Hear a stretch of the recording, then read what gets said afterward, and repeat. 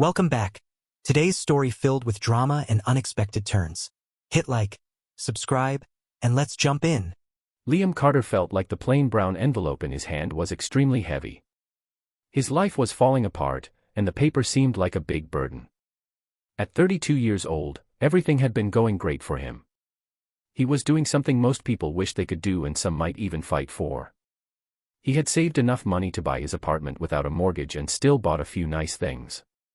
Working as a financial analyst for a large group of investors, Liam was popular and knew many important people. Additionally, for the past 3 years, he had been successfully dating Emily Hayes, the only daughter of Sophia and Thomas. 15 months ago, Evan and Amy fell head over heels in love, and now their wedding was just 6 weeks away. His future father-in-law was the CEO of Harborview Holdings. Just to have Thomas mention your name was tantamount to a job offer in some circles. After easing out of his Audi A8, Evan headed up the lighted walk to the front door of the Hayes Manor. His body was tense, and all his recent nightmares seemed to lurk, ready to pounce from the surrounding darkness. "I can't believe it's only been 5 weeks, feels more like 4 years," he bitterly muttered to himself, pausing to look up into the heavens beyond the stars. Evan mentally questioned God, "What did I do to deserve this? Which one of my long-forgotten indiscretions pissed you off enough to warrant this final retribution?" As he pressed the doorbell, its faint sound made him think, this must be how ancient warriors felt when preparing for a hopeless battle, one in which there would be no winners. As Evan waited for the door to open, his mouth was dry, and he couldn't seem to catch his breath. The moment of truth had arrived. Evan's fears were now a reality. Memories of that fateful day caused his stomach to feel unsettled as he recalled the events on that fateful Thursday morning. An important client had called, requesting an emergency meeting in another town 3 hours away. He had given Evan the details and the name of the resort where he was staying. Evan immediately cleared his calendar.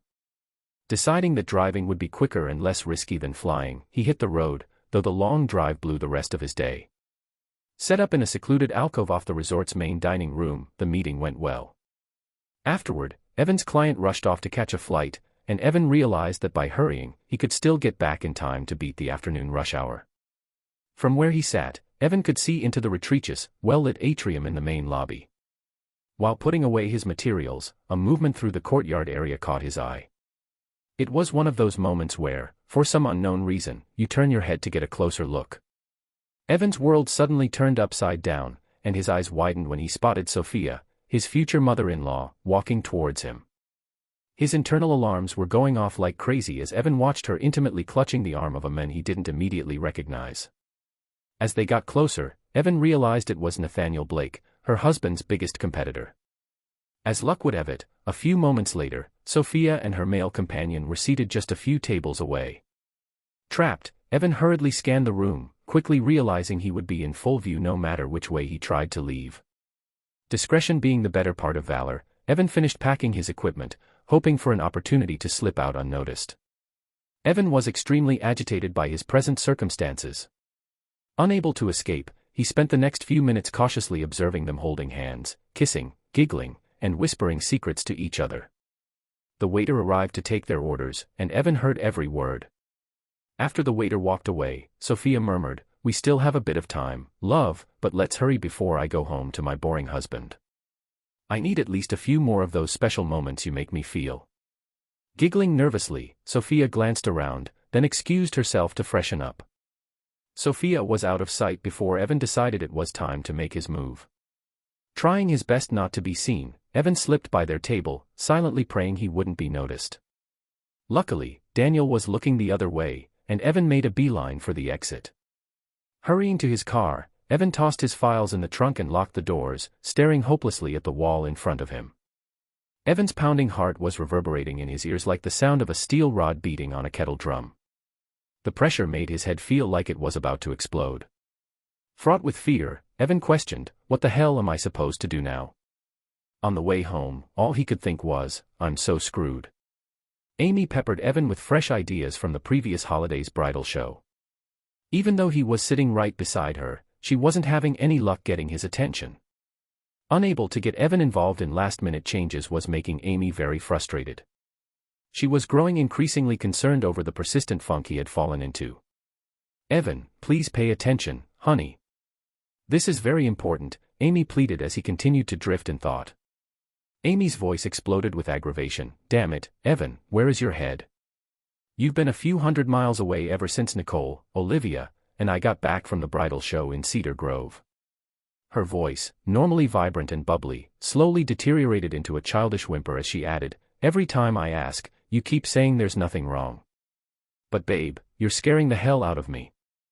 Seeing the concern and frustration in Amy's eyes, Evan swallowed hard. I'm sorry, hun. Please believe me, you've done nothing wrong. It's just something I found out while having lunch with a client that could have serious repercussions. The problem is, right now, we don't need that. She leaned in close and whispered softly in his ear, I think we've both become too distracted with other issues and we're losing sight of what's truly important. It's time to refocus on each other, what do you say? Amy asked while lovingly rubbing her hand from his chest to the nape of his neck. Evan shuddered, melting as she playfully licked his ear, teasing him unmercifully. Suddenly, Amy squealed in surprise as he lifted her onto the kitchen table. As Evan began making love to her, she jokingly teased, well, Aunt Lydia did smile when she gave us that love starts in the kitchen book. Later that morning, as his fiancée showered, Evan was still struggling with his dilemma. I've got to try and straighten out this mess. I need some proof, something that will shock Sophia and maybe even get her to stop. After Amy left to go shopping, Evan made his decision and began checking the listings for private detectives. He selected one, called, and made an appointment for later that day. In just 2 days, it would be exactly 5 weeks since life had quickly conspired against Evan's happiness.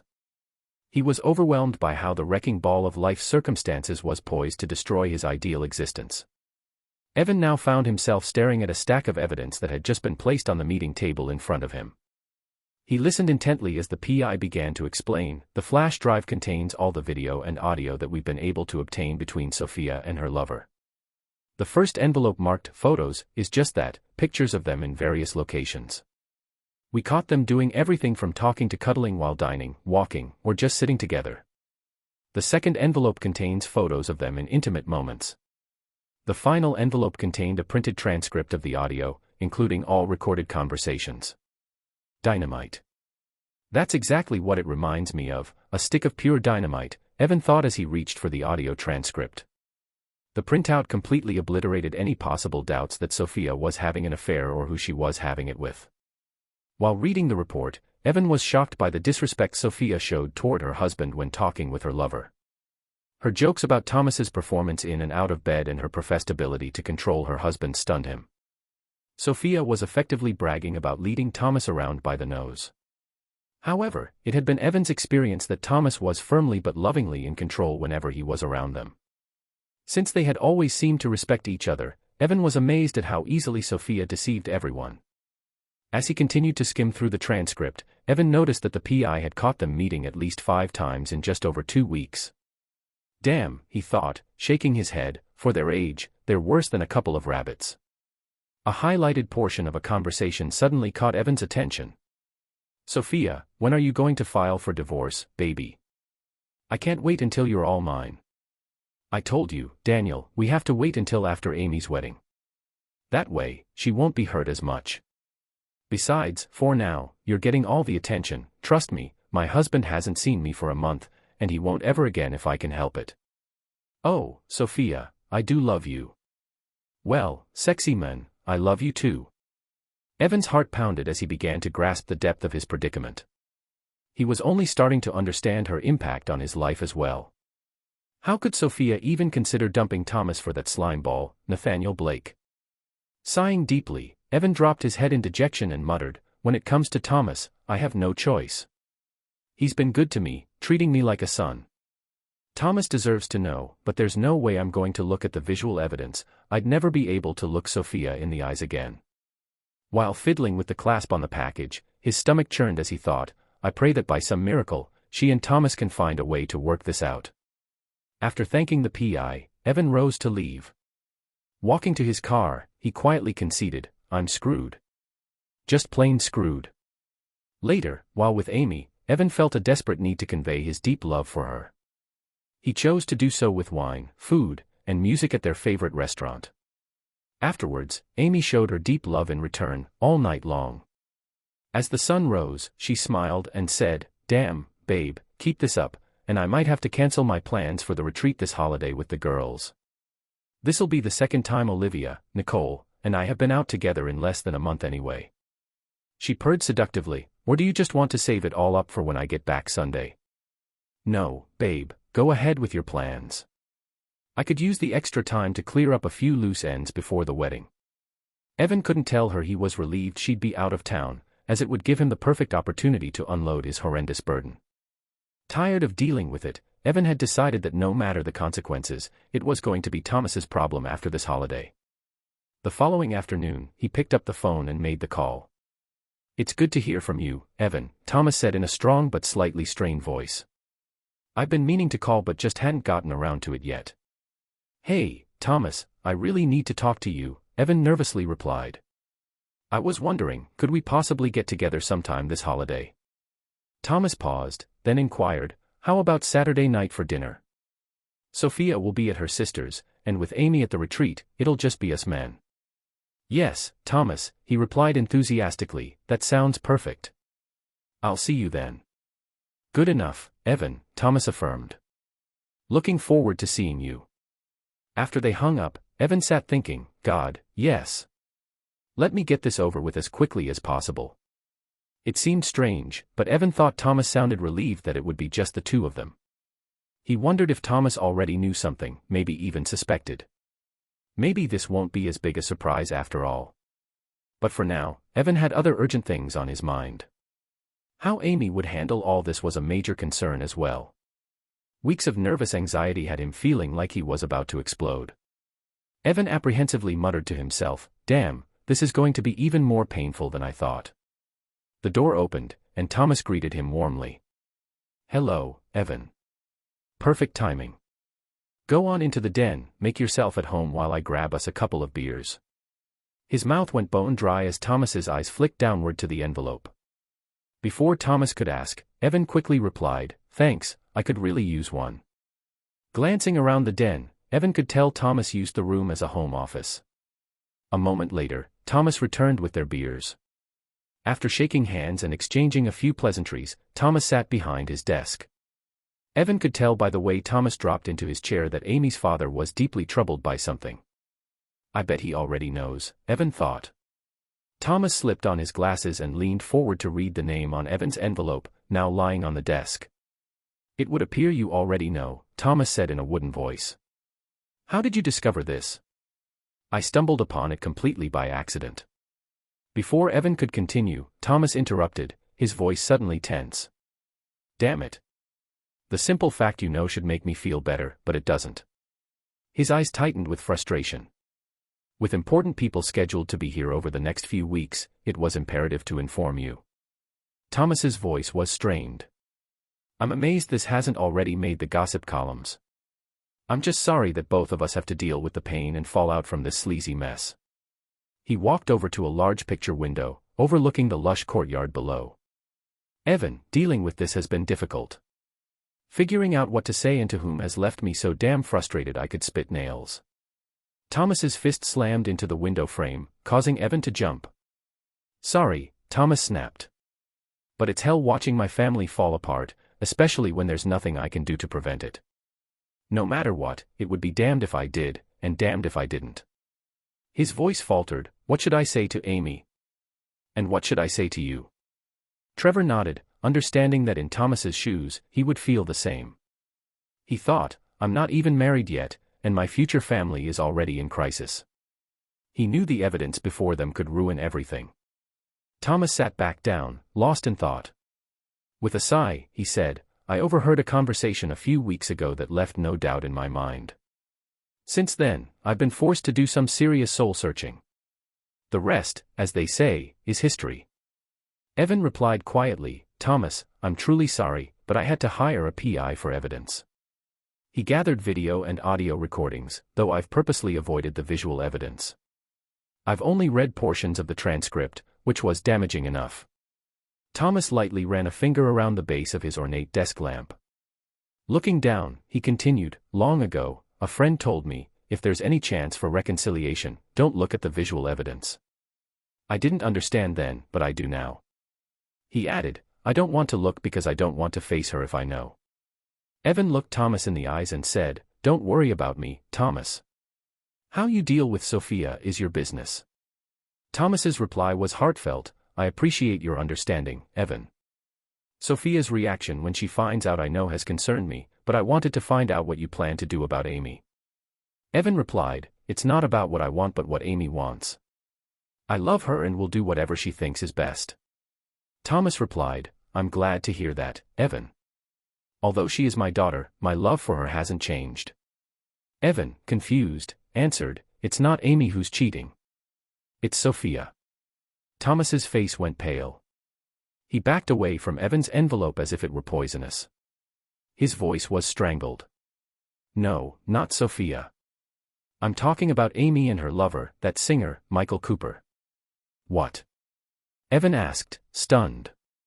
Thomas opened a drawer, pulling out an envelope similar to Evan's. Evan, like you, I've only read parts of the transcript. She's my daughter. I couldn't look at the rest. Pain more tangible than any he had ever felt coursed through Evan. Amy, my Amy is screwing around. But we're supposed to be getting married, Evan said as he stumbled backward, shaking his head in denial. As tears began to fall, Evan almost tripped as he staggered blindly toward the den's bathroom. Although he made it in time, his stomach didn't feel any better afterward. Still lightheaded when the room finally stopped spinning, Evan splashed some cold water on his face and rinsed out his mouth, reluctantly making his way back to Thomas's office. Evan found Thomas just as he'd left him, sitting in his chair, staring ahead with a strange, wounded look on his face. In just those few minutes, Thomas seemed to have aged years. How long has this been going on? Evan asked as he sat back down. When Thomas looked up, it was clear he was lost in shock and pain. I overheard the conversation 5 months ago, Thomas replied, his voice heavy with desolation. Then, looking up at Evan, he asked, How long has Sophia been cheating on me? Evan shrugged. I first saw them together about a month ago, but they seemed very familiar with one another, so your guess is as good as mine. Thomas pushed the envelope across the desk toward Evan and said, I don't care what you do with it, but it's yours now. I'm just sorry this has happened to both of us. Evan picked up the envelope. It felt a few hundred times heavier than the one he had carried in earlier and had just slid across the desk to Amy's father. Thomas, I highlighted a few things in the transcript I thought you should see. Since Thomas didn't respond, Evan wasn't sure whether he'd been heard. A few moments later, Evan rose to leave, hearing Thomas mutter, I'm sorry, Evan, but you have some nasty surprises in your package too. As he drove away from the Hayes Manor, Evan muttered to himself, I was right. I'm completely and royally screwed. Why, Amy? In God's name, why? In a flash of anger, Evan suddenly realized, I bet Amy's with her lover right now. Gripping the steering wheel tightly, Evan's mind was racing even faster than his car as he sped through the town streets toward home. In a burst of clarity, he was startled out of his trance by the blaring sound of a car horn. Without thinking, Evan had run a red light, barely missing another driver. He quickly pulled to the side of the road, heart racing, and cursed himself under his breath, You idiot. Get your head together, or you'll end up dead. Still a few miles from home, he remembered a nearby parking lot that bordered a dance club Amy had occasionally brought him to. Minutes later, Evan parked his car in an isolated corner of the lot and tried to unwind. In spite of his pain, Evan found himself unable to resist and began glancing through the transcript. Even though a bottle of water helped quench his thirst, it couldn't wash away the bile taste left by the contents. Tears rolled down his face as the reality sank in. The 4 times Amy and her lover had been caught together were so vividly described that his grief grew, spreading like a cancer. Evan could almost hear Amy's flirtatious words echoing as he read, Yes, Paul, thrill me, love. Each word Amy had used to encourage her lover, Evan had personally heard hundreds of times before. Each one now pierced his heart like an arrow. Reeling in misery, Evan lost track of time and looked up in shock to see the parking lot filling up, a group of people waiting at the club entrance. The music reminded him of the last time he and Amy had been there. Evan could still remember their laughter and shared moments, now tarnished. He knew getting home was the next step. After snapping out of his nostalgic reverie, he quickly flipped through the remaining pages. Suddenly, his eyes were drawn to a highlighted section of conversation. Damn it, Amy, after this holiday, I'll feel very slighted. The only other time I get to see you before the wedding is when you're supposed to be at the retreat. Believe me, Paul, that isn't going to be our last time. After the honeymoon, you and I are going to find ways to be together a lot more. You're too damn tempting, and after this holiday, there's no way I'm giving you up. Don't worry. I've got everything under control. I do trust you, Amy, and I don't want to give you up either. You're the most passionate and adventurous woman I've ever met. Giggling, Amy responded, "Oh, Paul, make me yours." The words blurred as tears filled Evan's eyes and trickled down his cheeks. Heart pounding, Evan gasped for breath as he stared into the parking lot. The transcript slid from his hands, his world collapsing under the weight of his pain and loss. The picture-perfect life he'd known up to this moment was crumbling, like a sandcastle washed away by waves. "Why, Amy, why?" Evan repeatedly asked, rocking back and forth. He didn't know how long he'd been lost in his thoughts when he noticed movement near the club entrance. His eyes narrowed as he saw two of Amy's close friends, Nicole and Olivia, walking unsteadily from the club toward the parking lot. They were the same two who were supposed to be with Amy at the retreat at that very moment. Unsure what to do, Evan stayed silent, wondering if Amy might still be in the club. The girls were arm in arm, relaxed and laughing as they leaned against a car. Neither noticed Evan approach until he was almost upon them. Caught by surprise, their eyes went wide with shock. In a slurred voice, Olivia muttered, "Evan. You were supposed to be with Mr." "Shut up, Olivia," Nicole snapped, causing Olivia to quickly fall silent. Nicole asked, "What can we do for you, Evan?" Her tone was polite but guarded. Evan stopped a few feet away from Nicole, a woman he had never been especially close with. Their relationship over the years could best be described as one of mutual toleration, but under the circumstances, Evan didn't care. Locking eyes with Nicole, he said, "You seem to be missing someone.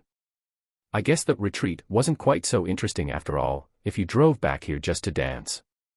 Olivia's eyes grew wide as she gasped, "Oh, gosh, Nicole, hush, I'm gonna be sick." Shaking his head in disgust, Evan clenched his fists as he retreated out. "Why on earth would you think I know anything, Olivia?" "Oh, you must mean my precious fiancé, Amy, and Michael Cooper," Nicole replied, sarcasm dripping from her words. Turning to face Evan, she said, "Look, I told Amy flat out that I wouldn't lie for her. She's not here with us, so draw your own conclusions, but don't ask me any more questions, I don't want to lie." Olivia stumbled into the car, and Nicole got in as well. Still seething, Evan turned to leave. Nicole rolled down her window and said, "Evan, I'm sorry, and so is Olivia. Amy didn't set out to hurt you. She never planned for this to happen, it just got out of control. Believe it or not, she really does love you." After a few moments, Evan's shoulders dropped. In a tired voice, he replied, "I appreciate your honesty, but it doesn't change a thing." Just as Nicole revved her engine, Evan caught a glimpse of Olivia dialing her cell phone. He could guess who she was calling. Feeling decades older than his 32 years, Evan walked slowly back to his car. Starting it up, he pulled out into traffic and headed home. When he arrived, Nicole's words drifted back, "Amy didn't go looking for this. It just happened but got out of control." Was that supposed to make him feel better? He wondered aloud, whether it happened on purpose or not. She let that guy have her and went back for more. Remembering the transcript, he angrily muttered, "And now she's telling him they'll get together after she's married. No way." Storming into the house, he immediately double-locked all the doors and switched off the garage opener. "There's no way Amy is getting in here again without going through me first," he proclaimed. After checking his phone, Evan was oddly relieved to see no messages. Well, at least she can do whatever she wants now, because as of this moment, she no longer has a fiancé. "Not one named Evan," he snarled. Crawling into bed, Evan lay there, curled up in anguish. "Why, Amy?" he kept asking, aching for the pain to stop, his emotions swirling in a storm of anger, sadness, and hopelessness. After checking his cell one last time and finding no messages, he muttered, "Well, it's hard to talk with someone else occupying your attention, isn't it, Amy?" Amy sped down the street, panic-stricken, accidentally skidding as she stopped in front of Evan's house. Her makeup was smeared from crying, and her red, swollen eyes mirrored her frantic state. All that mattered was reaching Evan. She tried to push her key into the lock, but it wouldn't fit. Trembling, she sobbed, "Please, God, let him be here." As Amy's trembling hands continued to fumble with the key, she finally noticed the large red letters spelling her name on an envelope tacked to the doorframe. Her stomach twisted with dread, but she reached out, gingerly pulling it loose. After a moment's hesitation, Amy opened the envelope and began to read. "Amy, don't bother with your key. The locks have been changed. Forget the doorbell, I'm not here. I'll be at your parents' house later this afternoon if you want to talk. Evan." Reading it several times, Amy's hands started to shake. She stared at the door that had once promised a shared future, knowing it was likely lost to her forever. She pressed her forehead against the glass, peering into the darkened house. Memories of happier times flooded back, and she sank to her knees, sobbing.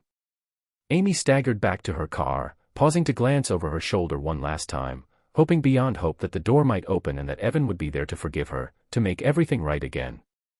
Once inside her car, her body racked with convulsive sobs, Amy clutched the steering wheel, muttering, "What have I done? I've lost my heart and soul." Meanwhile, across town, Evan sat in a quiet corner booth of a restaurant, staring blankly at his untouched meal.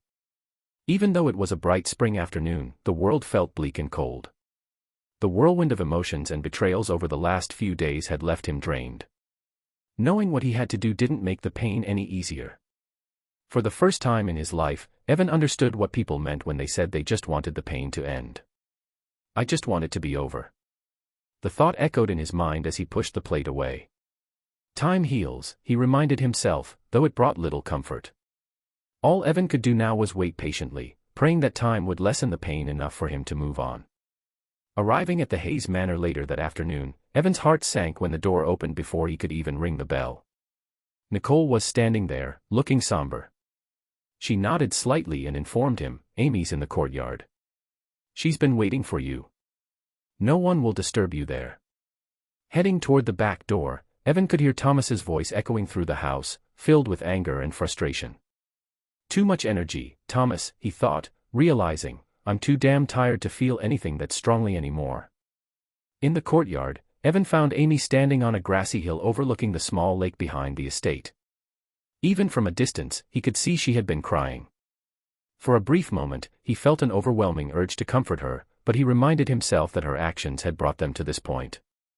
Taking a deep breath, he walked closer, stopping a few feet away. "Amy, I'm here," he said quietly, "but I don't know for how long, so if you have something to say, make it quick." Amy visibly stiffened at the coldness in his voice. Between her fear and shame, she couldn't bring herself to turn around. "Evan, I'm so sorry," she whispered. Her voice cracked, and her shoulders slumped as her sobs returned, her face falling into her hands. Seeing her like this was tearing Evan up inside. He still loved her deeply, but her betrayal had destroyed the foundation of that love. In a voice laced with irritation, he asked, "Will you please just face me?" Amy shook her head and whispered, "I can't. I know what I did was beyond anything either of us could have imagined. Just knowing that my stupid, selfish actions destroyed everything we had, it's too much." She took a shaky breath. "I still love you, Evan. I'd do anything to take it all back, but I know you too well. I know I've broken your heart." She slowly stopped crying, adding, "I didn't start out to cheat on you, and I won't make excuses. It all began when Nicole, Olivia, and I started going out more frequently. About 5 months ago, Olivia met one of the band members at a jazz club we used to go to. When I first met Paul, he was charming, but I made sure he knew I was engaged." Amy paused, struggling to continue. But over the months, Nicole kept wanting to go back to that club. Olivia was seeing her guy, and I just got pulled in. It started innocently, but we flirted, and it grew from there. 3 months ago, after the club closed, we helped the band pack up. I ended up alone with Paul, and we kissed.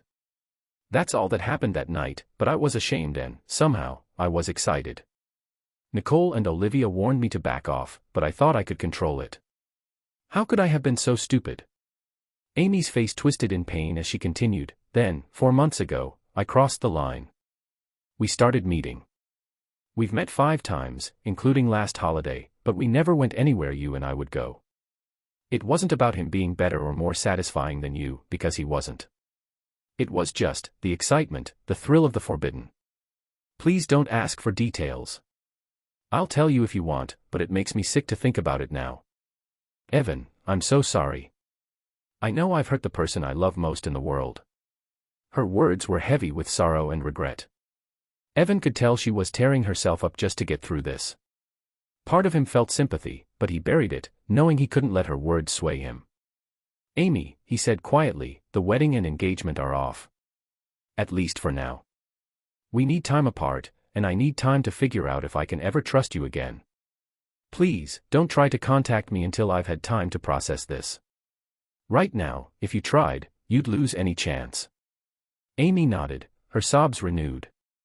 She convulsed with each cry as she whispered, I wish I could undo all of this. I know I'll regret this for the rest of my life. I never meant for it to happen. I loved the thrill, but it wasn't worth losing you. Evan couldn't help the bitterness in his voice as he replied, yeah, you're sorry, all right. But you were sorry enough to promise him that after the honeymoon, you'd be seeing him again. Not once, but more than he could handle. He scoffed, barely able to hold back his anger. So tell me, what was I supposed to be? Your respectable cover. Amy's face flushed with shame, and she replied, no, Evan, it was nothing like that. I told him that in a moment of stupidity. I never meant it, I knew right away how wrong it was, but I got caught up in the moment. Enough, Amy, Evan interrupted, stepping back. Just give me back the ring, and I'll be on my way. In total de-retreater, Amy finally understood that it was truly over. Head bowed, she held out her hand, letting the engagement ring slip into Evan's hand. Evan, there are a few of your things at my place, she said softly. I'll have Nicole bring them over if that's okay. And I'll need to pick up my things from your house. Fine, just leave a message when you're ready, and I'll make sure someone's there, he replied, his voice quiet. In the silence that followed, the short distance between them seemed to stretch into an unbridgeable gulf. After a pause, Evan simply said, goodbye, Amy, and turned to leave. As he walked away, he heard Amy's strangled sob, followed by a whispered, goodbye, Evan. Inside, Nicole was waiting, and Evan could see the last bit of hope fade from her eyes as she watched Amy fall apart. Nicole crossed the room, offering Evan a quick, sympathetic kiss on the cheek as she whispered, I'm so sorry. Evan managed a sympathetic nod, then headed for the front door. As he reached it, he could hear Thomas's angry voice in another part of the house. Sophia, give it a rest, at least for a few days. Then we'll look for a marriage counselor. Evan shook his head as he descended the steps, thinking, that sounds like a possible reconciliation. He reasoned, considering they have over 20 years together, it makes sense. Maybe if Amy and I had that kind of history, things would be different. But now, who cares? Evan took one last look at the Hayes Manor, feeling certain it would be the last time he'd ever see it. He muttered to himself, I was right that first day. I'm completely and royally screwed. Weeks later, Evan found himself still haunted by memories of Amy, his emotions swirling in a relentless storm of anger, sadness, and betrayal. Everywhere he turned, there seemed to be something that reminded him of her, their favorite spots, shared routines, small things that now only served to deepen his ache. To her credit, Amy had respected his request for retreats and hadn't tried to reach out. But the betrayal continued to weigh on him, as fresh as it had been on that first painful day. Evan had tried to push through, but he was beginning to realize that to truly heal and move forward, he might have to leave. He'd need to go somewhere that didn't hold memories of her. Thankfully, the structure of his work as a financial analyst allowed for flexibility. A few days after coming to that difficult conclusion, he began making arrangements for a move to a coastal town. The thought of starting anew in a place without ghosts felt like his best chance for peace. The night before he was set to leave, Evan considered calling Amy one last time, just to say goodbye. But after pacing back and forth, phone in hand, he decided against it. Instead, he sent a brief email informing her of his decision to relocate and that he didn't plan on returning anytime soon. She never replied. The move proved to be a good one. Gradually, Evan began to settle into a new rhythm, immersing himself in work, exploring his new surroundings, and, slowly but surely, letting go of the past. After a few months, he even started dating again, taking things cautiously but allowing himself to feel hopeful. He met a young woman named Laura Bennett, who quickly captured his attention with her bright smile, sharp wit, and warm spirit. There was an ease about her that Evan found refreshing. When their relationship started getting serious, Evan sat down with her to explain the baggage he still carried. Karen listened quietly as he recounted his past, and with a gentle understanding, she accepted his story. She knew it would take time, but she was willing to walk with him through it, helping him expand the walls he'd built around his heart. It was exactly what Evan needed to begin learning how to trust and love again. 2 years into their relationship, Evan and Karen celebrated the anniversary of their first date, a moment they both cherished deeply. Their love and commitment had grown strong, and everyone around them could see it. Karen had met Evan's parents, and he'd spoken to her mother, though she lived in another town and they hadn't yet met in person. Karen's father had passed away when she was young, making her especially close to her mother, Diana Bennett. Now, with Tony flying in to visit, Evan was finally about to meet her face to face. Karen held his arm tightly as they stood together, scanning the sea of travelers pouring through the airport's security gates. Suddenly, Karen began waving, her eyes lighting up as she called, "Mom. Over here." Evan watched as a dark-haired woman in a light floral dress spotted Karen, then waved back with a bright smile. She made her way toward them, and after wrapping Karen in a big hug, Tony took a step back to admire her daughter. "You look wonderful, honey. I can see you've been taking good care of yourself." Karen quickly turned, "Mom, this is Evan, the man I love." Evan extended his hand, only to be caught off guard when Tony pulled him into a warm embrace. "It's wonderful to finally meet you, ma'am," he managed, smiling. With her eyes narrowing playfully, Tony took a step back, studying him intently. Evan felt slightly uneasy under her gaze, but then her face broke into a huge smile. "Evan, all I ask is that you treat my daughter well, and that you both do everything you can to make each other happy." Evan pulled Karen close, replying, "I promise you, I will." Tony's intense look softened, and she gave him a warm nod. "I've been told that, despite your youth, you're a man of honor and integrity," she said. "In fact, I was assured that after meeting you, I'd have no worries about my daughter's future." Karen looked at her mother, puzzled. "Mom, what do you mean? I've told you so many great things about Evan, but I don't remember ever saying that." Tony smiled as a strong, familiar voice spoke up behind her. "She didn't, Karen. That was me." Evan froze as the men stepped forward, recognizing him immediately.